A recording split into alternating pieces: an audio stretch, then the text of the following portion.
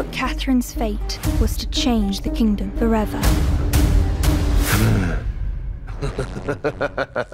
If someone has actually never seen anything you've directed before, what is the first thing you'd like them watching and why? It's funny, you know, I think in one hand, it is always the first movie. I think there is something about the first movie which is it's not very thought through, it's very visceral. So I think I would say the first movie. It's a movie that I did in 2002 called Madam Satan that, you know, it's been around for a few years, obviously. And then I think Firebrand, because I think Firebrand, it was a big challenge for me to sort of imagine how to tell a story that was very far removed from my experience. And I thought it was just a really exciting journey to enter that world and to sort of discover the characters and learn about, you know, when it was done. And for me, it was just really interesting to learn that actually the movies, particularly the movies I'm interested in making, they're really about characters and the strength of the characters. And I think it was really interesting to be able to relate to characters that lived over 500 years ago, you know? So that for me was a proof of how the heart we have is the same, you know? And I think no matter where it takes place. So I think it would be those two. But of course, every movie you make is like a baby, you know? So you have a particular sort of affection for them.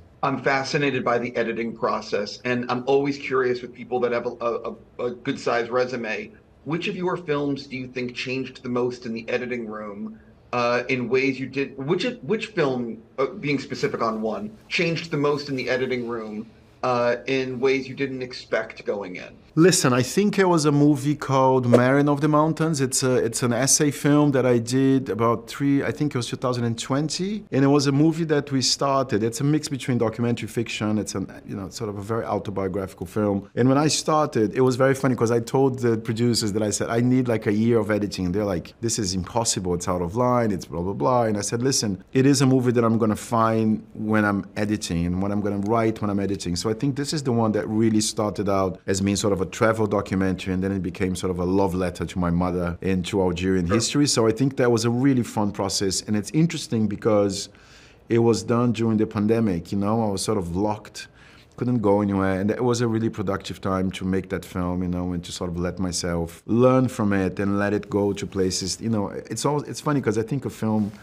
it becomes something of its own and it tells where to go. And that's the one that changed the most, I think. Do you think Henry VIII was a serial killer or just an asshole? Listen, I think he was a man of his time, you know. I think he was a man who was born into privilege. I mean, it's very strange to think that you were born and then when you start to understand who you are, you understand you're one of the most powerful men in the world just because you were born that way. So I think that there's something very delusional about a character like that. I think that there was something very frustrated about Henry. I think he was this sort of handsome young golden boy, you know, that grew and became sick, you know, and couldn't be as sort of explosive as he was when he was a child and he was an adolescent, he was a young adult. So I think there was a combination of things that made him, I don't think it's nor a serial killer, nor, it is, again, I think it's very interesting to see how the context forged who he was, you know, and there was a moment that he also thought he was God, which is the most interesting thing here, because at the moment that he breaks from the Catholic Church, he becomes God on earth, you know, so I think that for me, it was so fascinating, it was so interesting, because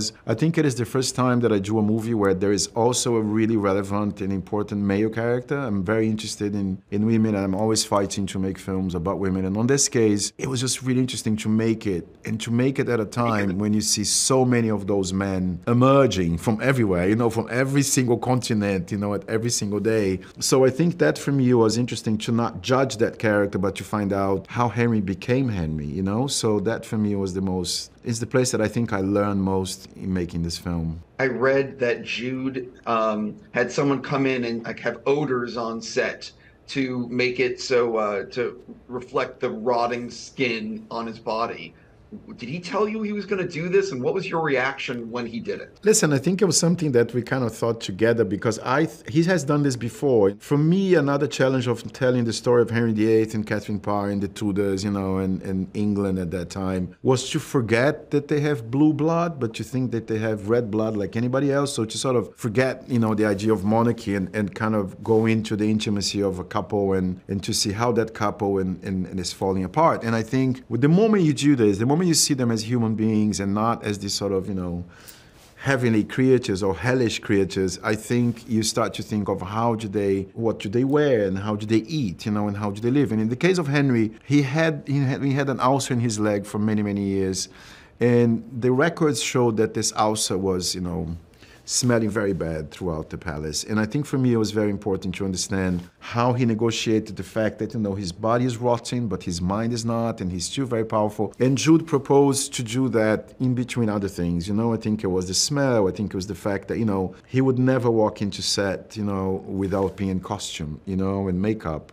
So it was this constant sort of presence in the room of this man who was dragging himself. I think he did a lot of work with weights on his legs before we started shooting. So there was this body, which is sort of a rotten body kind of walking around the room and living the story. And the smell was something really beautiful because the kind of smell, it triggers memory. It triggers, a state, which is it's like music, like when you play music, there's an energy in the room. And with the smell, it was really, really wonderful what we achieved, in regards to also the crew and to the other characters the actors who were working with him. Oh, no, definitely. It would definitely clue in to remind you about what his condition is. I'm just curious, so are you going to do Neon River next, or what is your next thing? My next movie is not Neon River. My next movie is a movie called, actually, I just finished a movie now that was in Cannes this year called Motel Destino. So that's really fresh. It just had one screening, and now it's beginning its life. It's a Brazilian film. I would say it's like an erotic thriller with a little bit of comedy. And the next movie I'm doing, it's called Rosebush Pruning. It's a movie that's going to be shot this fall, and it's a reimagination of a 1960s Italian film called Fists in the Pocket. But more to come. Okay, I have follow-ups, but I need to wrap with you. I will just say congrats on everything, and I know you had a good Cannes, and look forward to seeing what you're going to do next. Thank you so much for your questions. Thank you. Good to see you.